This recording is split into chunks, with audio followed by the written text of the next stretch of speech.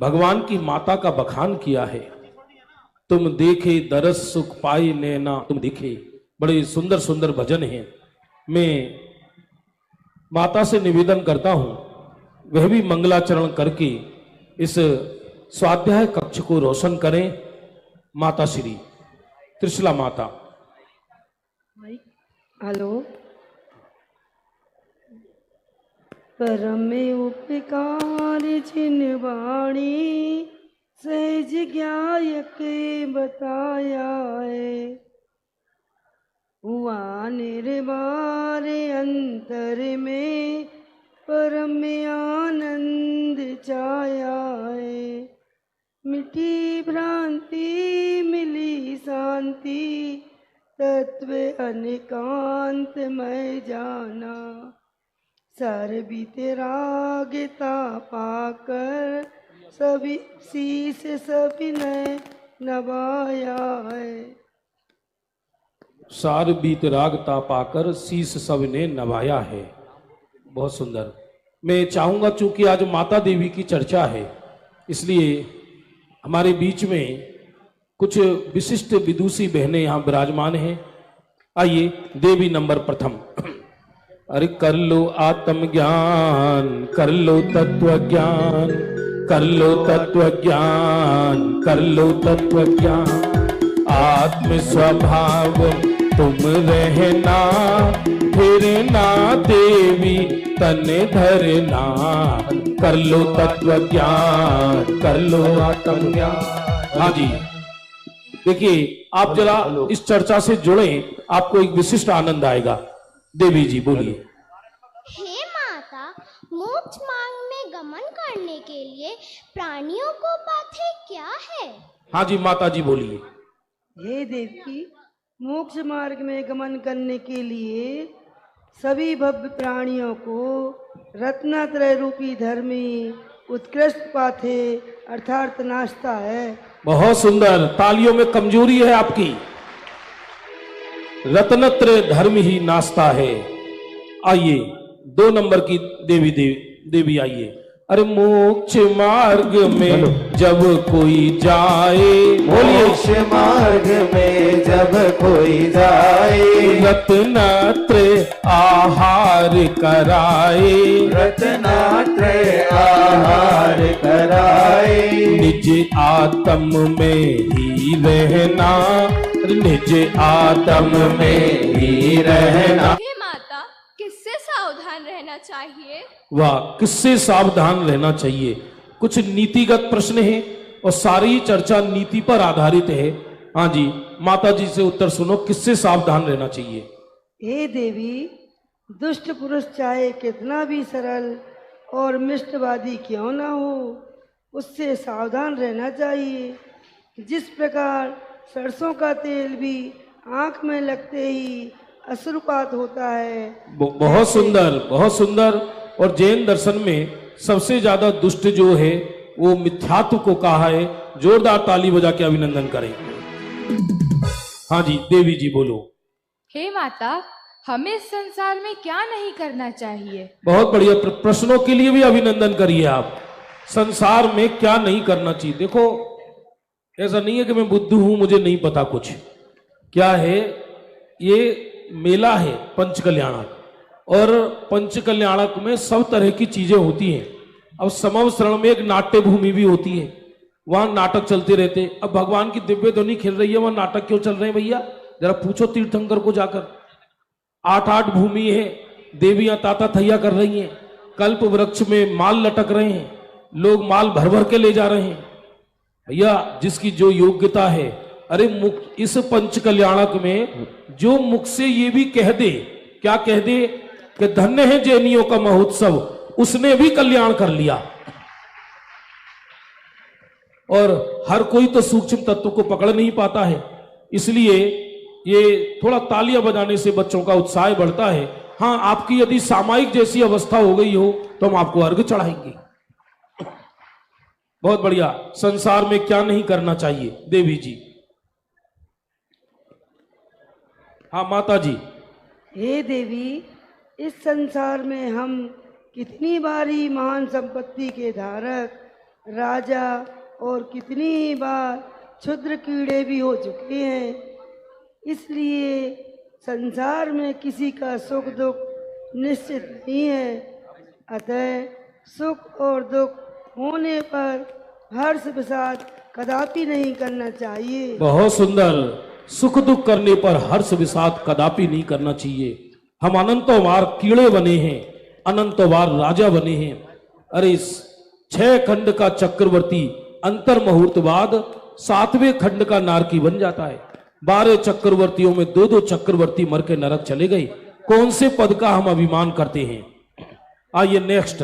विषाद नहीं करना, फिर ना देवी पद धरना, कर लो आत्मज्ञान, कर लो आत्मज्ञान। हाँ जी देवी जी। हे माता, किसके आश्रय से सच्चे मार्ग का नाश होता है? हाँ, ये देवी ने कितना स्पष्ट बोला है। जोरदार करतल ध्वनि।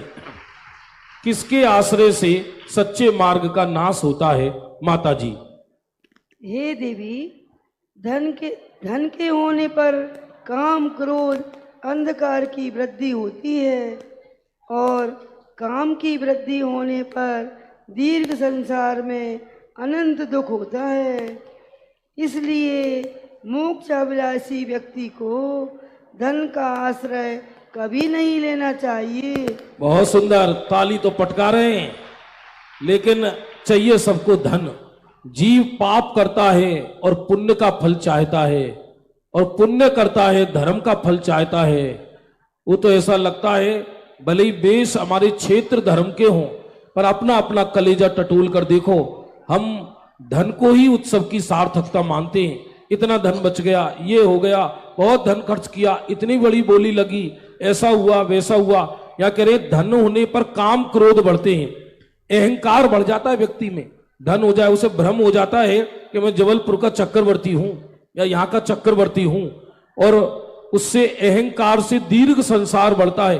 अरे पद्मनंदी पंचविंशतिका में तो ये तक कह दिया, ये पुण्य मेरे दुश्मन के भी ना हो, क्योंकि पुण्य के उदय से व्यक्ति को अहंकार होता है और अहंकारी जीव नरक जाता है, और हम नहीं चाहते कि हमारा शत्रु भी नरक जाए।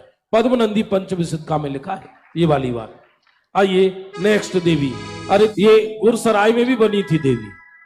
हाँ, तुम विक्रिया से भागती फिर रही हो क्या? चलो शाबाश बेटे, बोलो।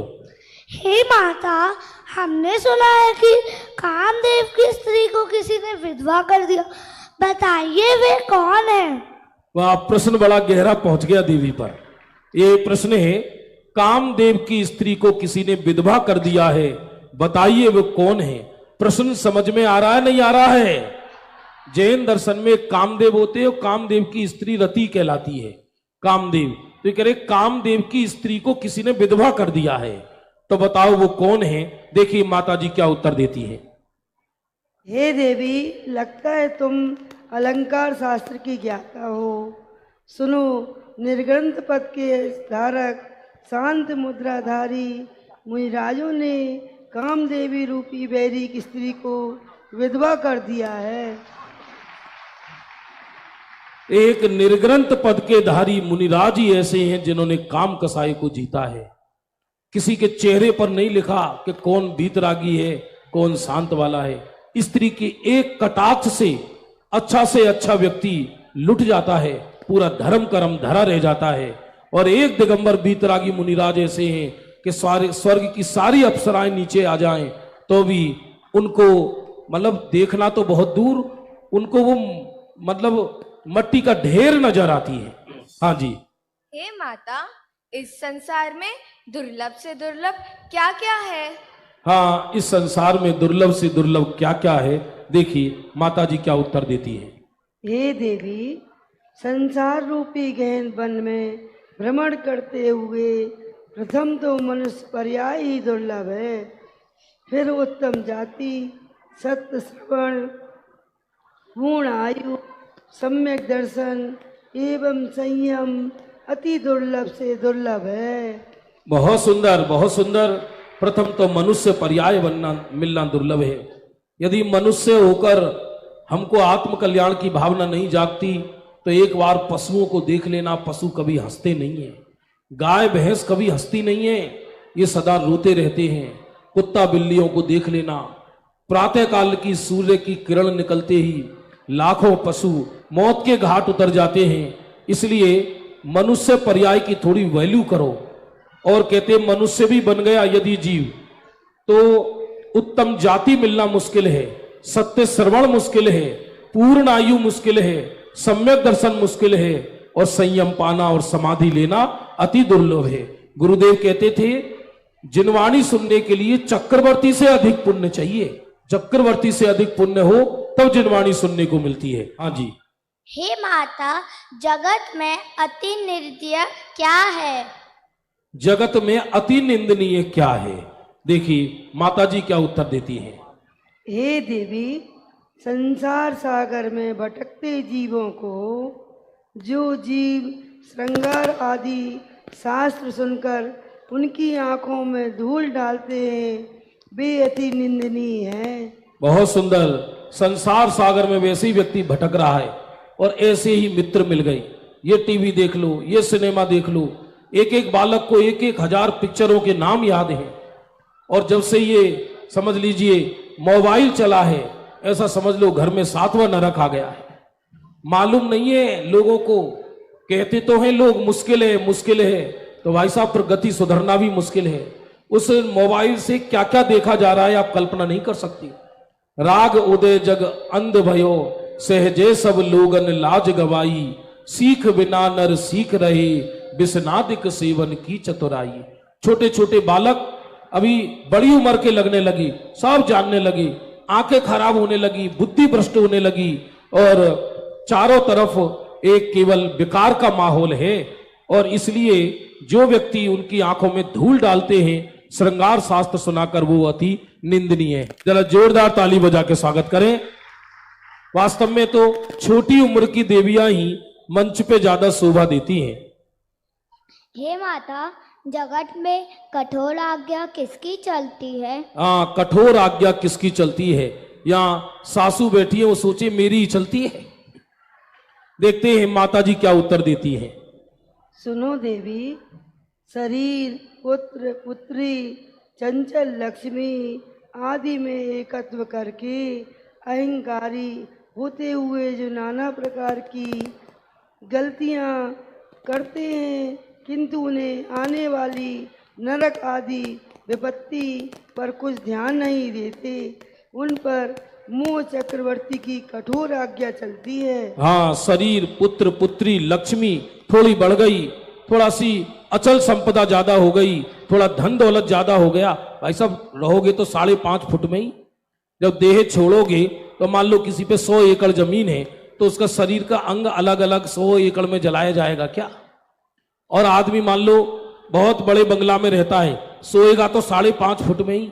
लेकिन थोड़ी लक्ष्मी बढ़ गई, चंचलता बढ़ गई और अहंकार वो समझते हैं मैं मोहल्ले का राजा हूं, मैं इस देश का राजा हूं, लगता है उन पर मोह चक्रवर्ती की कठोर आज्ञा चलती है। ऐसा देवी ने फरमाया। देवी जी।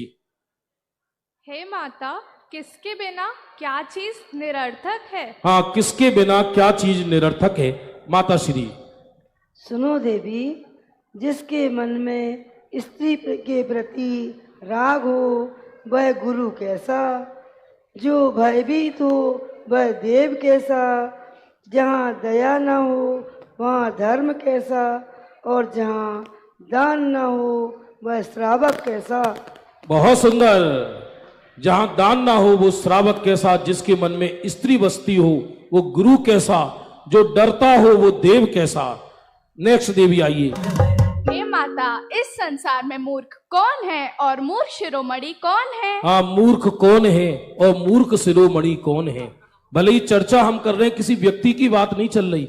हो सकता है मूर्ख हम ही हो, मूर्ख शिरोमणि हम ही हो। हमेशा तत्व ज्ञान को अपने ऊपर लगाना।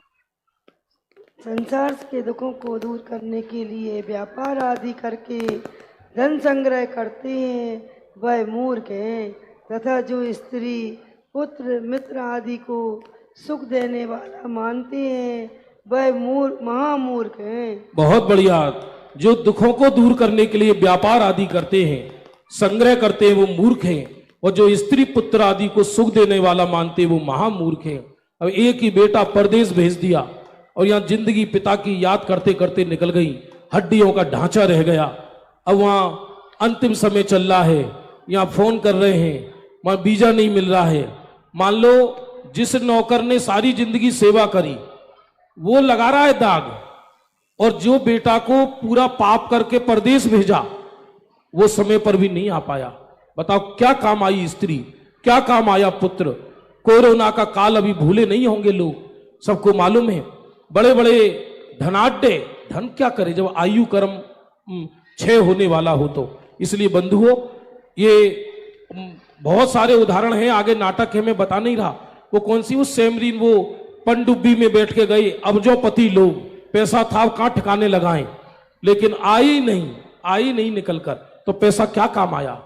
इसलिए सुख तो अंदर है, ना वो व्यापार से मिलता है ना किसी स्त्री पुत्रादि से मिलता है। आइए नेक्स्ट 13 नंबर की। हे माता, इस जगत में आश्चर्यजनक क्या है?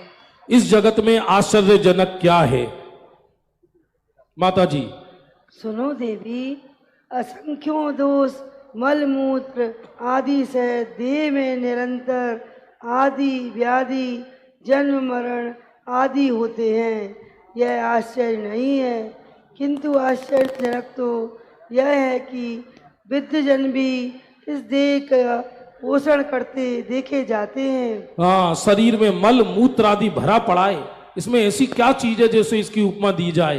लेकिन आश्चर्य तो ये है विद्वत जन भी इसके देह का पोषण करते देखे जाते हैं।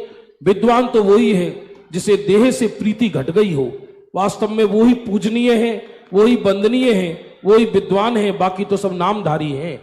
हाँ जी।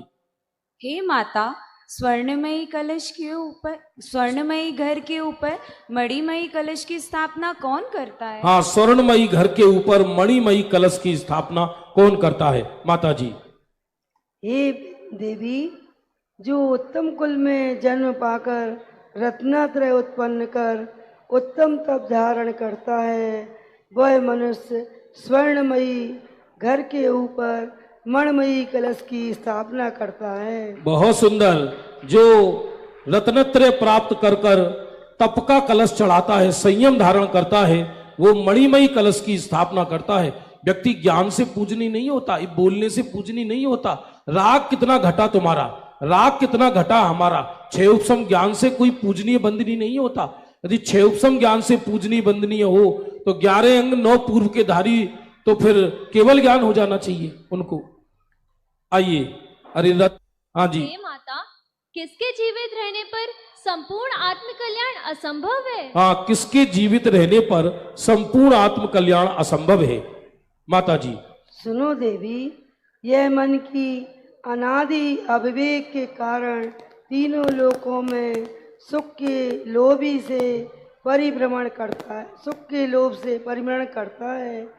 यह मन जब तक जीवित रहता है तब तक मुनियों का कल्याण भी असंभव है, तब सामान्य प्राणियों का तो क्या कहना। हाँ, जब तक मन जीवित है, मन के हारे, मन ऐसा लोक में परिभ्रमण करता है, पागल हो जाता मन तीनों लोक में आके। पुण्य का उदय हो तो हर चीज को हड़पने की इच्छा होती है इस जीव को, और सारी जिंदगी अपने अपने कलेजे में झांक कर देखो, हमने मन पाकर आज तक किया क्या है? केवल पंचेंद्रीय विषय के ढेर इकट्ठे किए हैं। और जब तक मन जीवित है व्यक्ति का, तब तक संपूर्ण कल्याण असंभव है। आइए अंतिम देवी। हे माता, हम देवियों को आत्म कल्याण के लिए क्या करना चाहिए?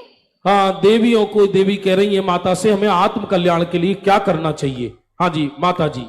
हे देवियों, तुम तो देवी पर्याय में हो। तीर्थंकरों की दिव्य ध्वनि सुनकर तत्व का यथार्थ निर्णय कर सम्यक दर्शन प्रकट कर, इसी बल से तुम मनुष्य पर्याय प्राप्त पर्याय धारण करके मुनि बनकर पूर्ण आत्म कल्याण कर सकोगी। बहुत सुंदर। तीर्थंकरों की वाणी सुनकर सम्यक दर्शन प्रकट कर मनुष्य पर्याय धारण कर मुनि बनकर पूर्ण आत्म कल्याण कर सकोगी। देवियों का अंतिम आभार गीत सुने। हम हर पंच कल्याणक में एक संदेश देते हैं, यहाँ भी हम वो संदेश देंगे, क्योंकि हम वो देना नहीं चूकेंगे किसी भी कीमत पर। जो बड़ी देवियां बनी हैं, और वो कृपया थोड़ी खड़ी होंगी, 1 मिनट, जो लाल ड्रेस वाली और दूसरी ये फिरोजी ड्रेस वाली खड़ी ना हो, बाकी सब देवी खड़ी हो जाएं, 1 मिनट ध्यान देंगे। बहुत शोर मच रहा है जरा। इनके माता पिता भी यहां बैठे हैं। मेरा ये स्वयं का अनुभव है, मुझे नहीं पता आज तक जो भी पंच कल्याणक में अष्ट देवी बनी उसने कभी अपने माता पिता की गर्दन नीची कभी नहीं करी, ऐसा अनुभव है। और सब देवियां, कई ने तो बहुत नाम जगह जगह पाठशालाएं लेती हैं, घर में कोई सासू को पढ़ाती है, कोई धर्म के कार्य करती है। लेकिन वर्तमान में ऐसा देखा जा रहा है कि जैन धर्म पढ़कर भी हम उस जैन धर्म को ताक पर रखकर ऐसे कुल में चले जाते हैं कि कभी जीवन में जिनवाणी सुनने को नहीं मिलती है। और ऐसे मुझे अनुभव है इस बात का कि कई बच्चियां, कई बहनें मतलब भावना में बहकर ऐसे कुल में चली गई, और आज वो तड़पती हैं कि माता मुझे घर में वापस बुला ले, पिता मुझे वापस बुला ले। लेकिन ये तो बेटी है, एक बार घर से निकली तो दोबारा घर में फिर वापस नहीं आती है। बंधुओं, यहां माता पिता बैठे हैं, आपके भाग्य से करोड़पति अरबपति वर मिले, अच्छा है, हम ये नहीं कहते, वो तो बच्चियों का भाग्य है। लेकिन जब ये बिटिया विदा हो, बहन विदा हो, तो आप उनको दहेज देना या मत देना, उनके सर पर एक मां जिनवाणी जरूर रख देना। और चाहे वर कम कमाता हो चलेगा, लेकिन न्याय से कमाने वाला हो। वो पद्म पुराण में आता है, विवाह तो पाप का ही कारण है, लेकिन समान भाव के जोड़े मिल जाएं तो कदाचित धर्म में भी निमित्त बनते हैं। इसलिए वो ऐसा वर हो कि सुबह जिनेंद्र की पूजन करे, वो पत्नी को बैठा के स्वाध्याय कराए कि तुम्हारी स्त्री पर्याय का क्षय कैसा होगा। माने पहले घर को सर्वार सिद्धि बनाना, फिर हमें मोक्ष में जाना। हमारा घर धर्म की प्रयोगशाला होना चाहिए। इन बच्चियों से भी निवेदन ये है कि ऐसा भी संकट आ जाए, कैसी भी परिस्थिति खड़ी हो जाए, चाहे जीवन भर वर मिले या ना मिले, लेकिन जिन धर्म से अन्य कुल में कभी नहीं जाना, कभी नहीं जाना, कभी नहीं जाना, ये माता का संदेश है। आप इसको मन में उर्मे धारण करके जाएंगी, ये मेरे मन की भावना है। आप इसको जरूर, मैं इसको बोलते हुए बहुत भावुक हो जाता हूं, क्योंकि मैं चारों तरफ देख रहा हूं, ये आप बाट सब देख, जिधर देखो उधर, जिधर देखो उधर माता पिता के कुल को लांग कर बच्चियां कहीं भी चली जाती हैं, और सारी जिंदगी माता पिता जीते जी मर जाते हैं वो। और वो माता पिता का जो होना हो वो हो, लेकिन उनका अनंत भव बिगड़ जाता है, अनंत भव बिगड़ जाते हैं। इसलिए अपने अनंत भव मत बिगाड़ना। ये एक भव मिला है आपको, वो कि जिस कुल में आपको जिनवाणी सुनने को मिली है, जिस कुल में आपको सच्चे देवगुरु मिले हैं, और जिस कुल में परम पवित्र आदरणीय पंडित श्री राजेंद्र जी साहब मिले हैं आपको, जबलपुर वालों को, तो आप उस कुल को सार्थक करना और जिनवाणी मिली उसको सार्थक करना। इसी भावना के साथ अब आप विदा लें और माता जी का आभार व्यक्त करें।